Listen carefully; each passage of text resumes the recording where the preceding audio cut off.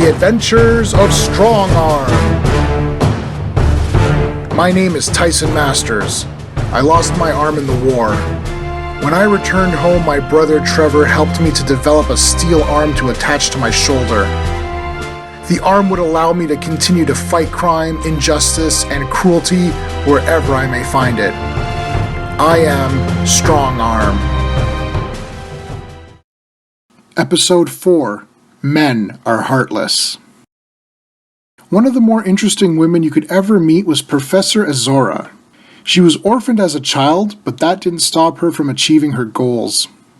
Teaching history at an all-girls school was her passion, and she was making great strides in her field. This story that I will unfold to you all started when I was invited to her class to give a soldier's perspective on the war. It was interesting, if not nerve-wracking. It was nearing the end of the class when Professor Azora started asking some tough questions. So, Mr. Masters, how do you justify the government involving itself in matters that don't concern them?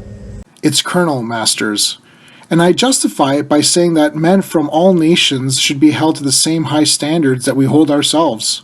People who are suffering need help.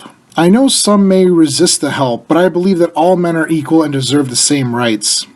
It's interesting you say men. What about women? Do we not deserve the same rights? Of course. Women have been working in several jobs for a while now. They definitely deserve equality.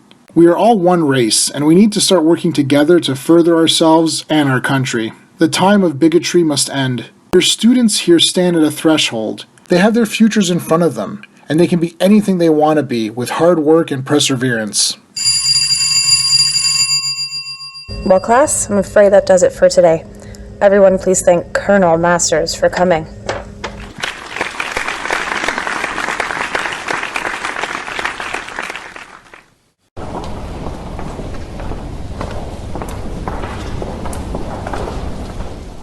Well, Professor, thanks for having me. That went, well, I suppose. Sorry if I seemed hard on you, but I have strong feelings about war and how men only wish to fight. I think this country would be better run by a woman. This sounds more like politics to me. I'm just a soldier. I take orders and I go where I'm needed. I leave it up to the government to decide where they put me. Blindly following orders, huh? That's not fair. I can assure you that I have helped a lot of people. I'm sure you have, but... Tyson, what are you doing here? I could ask you the same question. The principal of the school was found dead last night. I'm here to investigate it. Oh, well, where are my manners? Mindy, this is Professor Azora. Azora, this is my sister Mindy Masters, ace reporter for the Freedom Times. Nice to meet you. Well, I better be getting along. I don't want to accidentally get misquoted. Was that supposed to be a jab at me? Could be. She's one opinionated woman. Don't tell me you like her. I'm not saying that. Well, I don't much care for her. Okay, well, that's noted. Now tell me about the murder. Principal Scott was found dead last night. His heart was missing. Missing? Yeah, no blood anywhere either. Just the missing heart. So what was the cause of death? I just told you, dummy. No heart. I get that, Mindy, but how was it removed? I don't know. Do I look like some voodoo witch? Well, there was that one time. Ah! My shoulder, what was that for?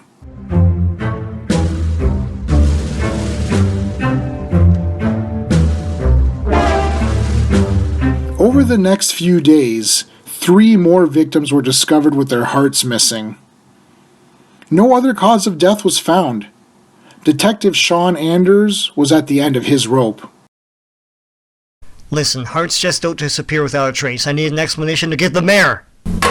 That's no way to talk to the medical examiner. Tyson, haven't I told you to stop coming and going as you please? Hey, Sean. Oh, hi, Mindy. I didn't know you were here. Hey, why don't you tell her to get lost? Tyson, you're really trying my patience. Okay, you two, stop it. I'm on assignment here. Well, Mindy, I'm sorry, but we still have no leads.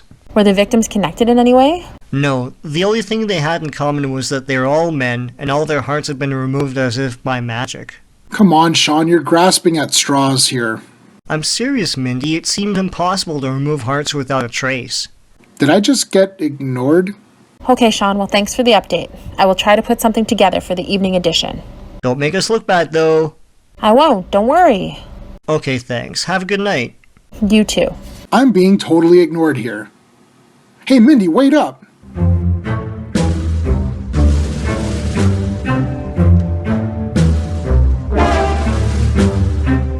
This case was dragging on and on. I started to consider the possibility that I would never solve it. The removal of the hearts was just so impossible to consider. I started taking a more unconventional approach. I started looking up old texts, and I found several references to hearts being removed as part of a human sacrifice. The trouble is, these types of rituals were ancient history. But I had just met someone who's an expert on history.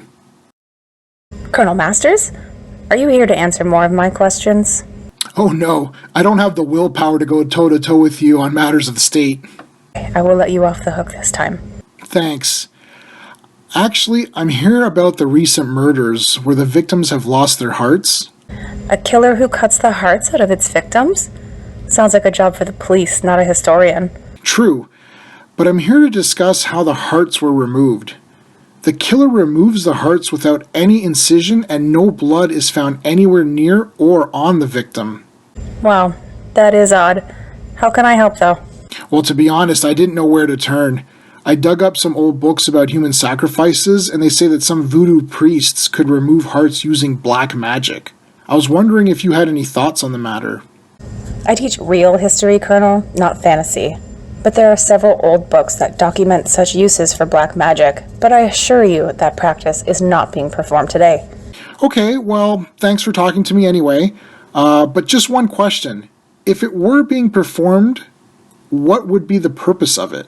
Well, love potions usually involve the heart, but I have also heard that the heart contains the soul. Maybe the men were evil and the killer wanted to punish them for their wrongdoings. Well, a killer is a killer. You can't take the law into your own hands. True, but what about that strong-arm fellow? Doesn't he take the law into his own hands? Well, that's different. But I won't keep you any longer. I've got to get going. Thanks for your help. I hated to cut our meeting short, but the professor was starting to ask some tough questions again, and even though she had a point, Strongarm was no murderer. I had to solve this case and fast. Little did I know that Mindy already had the case all but solved. Well, that wraps that up. You solved the case? Yep, and your wannabe girlfriend is the killer. Are you referring to Professor Azora? You're crazy. Crazy, huh? Well, after my meeting with her, I decided to use my contacts and find out who she was. You know she's an orphan, right? Yes, I know that. Well, her father's plane crash landed on a strange island, and she was raised by the Damballa tribe, who worshipped a serpent spirit. They say this voodoo cult can reanimate the dead. Mindy, this is preposterous. Stay with me. The ritual involves removing the heart with a black magic spell, and if you own the heart, you can control the body of the person. So Professor Azora now has control of 4 men who will do her bidding? To what end? Who knows, but I suggest we check out the Morgan fast. Okay, sis. You've never steered me wrong before. I'll check out the morgue as Strongarm, but I'm going alone. No arguments. I headed to the morgue and found it was deserted. I looked around and found no trace of the employees, but I found someone else. Strongarm, how did you find me? Never mind that. What are you doing here?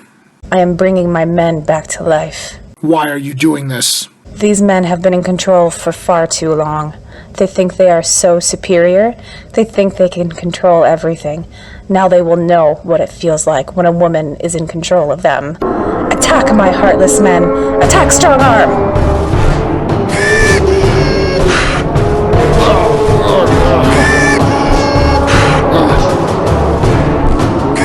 Darn it, these things won't stay down.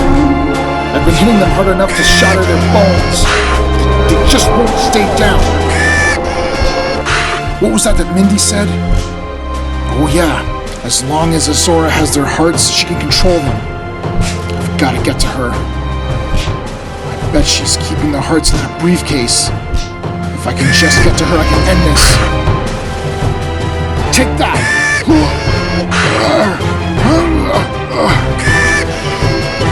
Now's my chance to get her.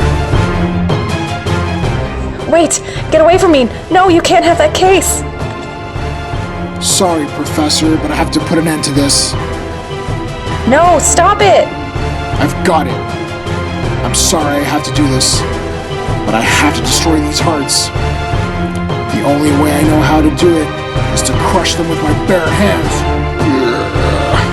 Stop it! No!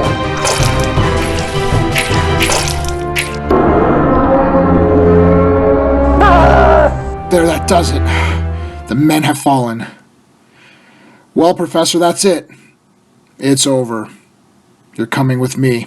You haven't seen the last of me, Strong Arm.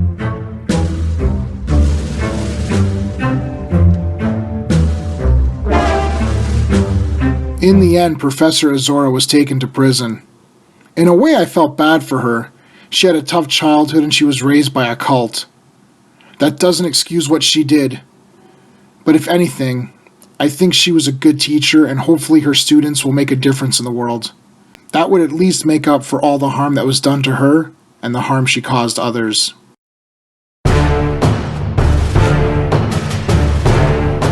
The music used in today's episode of Strong Arm was provided by bensound.com.